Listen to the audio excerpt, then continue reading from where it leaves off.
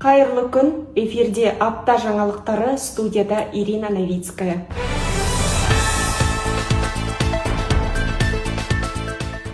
Сөйлетайым клубында салт дәстүр тәрбие негізі атты танымдық сабақ өтті. Тыңдаушылар қазақ халқының салт дәстүрімен танысып, ұлттық құндылықтардың тәрбиелік мәнін талқылады. Сабақ барысында қатысушылар асық ойнап, салт дәстүрге байланысты сөз жұмбақ шешіп, қызықты сұрақтарға жауап берді. Бұл кездесу тыңдаушылардың қазақ тілін ғана үйреніп қоймай, ұлттық мәдениетпен етене жақын танысуына жол ашты. 2025 жылдың 29 қазанында Ұлы даланың ұлтаралық тілі атты республикалық форум өтті.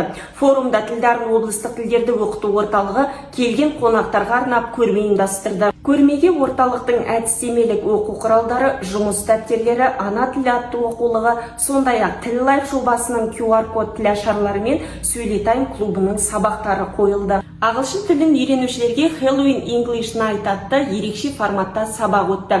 Дәстүрлі сабақтан өзгеше бұл кеш көңілді ойындар мен мерекелік атмосфераға толы болды. Тыңдаушылар үшін арнайы фотозона әзірленіп, мерекеге сай безендірілді. Кеш барысында қатысушылар ағылшын тіліндегі түрлі ойындарға қатысып, белсенділік танытты. Жеңімпаздарға естелік сыйлықтар табысталды. Halloween форматындағы бұл кеш тыңдаушыларға ағылшын тілін қызықты әрі креативті жолмен меңгеруге мүмкіндік берді.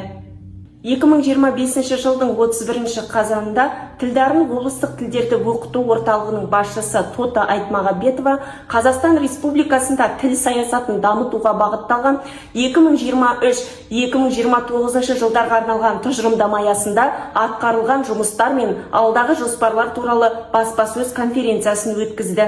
Іс-шара барысында өңірде мемлекеттік тілдің мәртебесін арттыру, тілдік ортаны дамыту, ересектер мен жастар арасында тіл үйрету үдерістерін жетілдіру бағытында атқарылған жұмыстардың нәтижелері баяндалды. Сонымен қатар алдағы кезеңге арналған негізгі басымдықтар мен жобалар таныстырылды.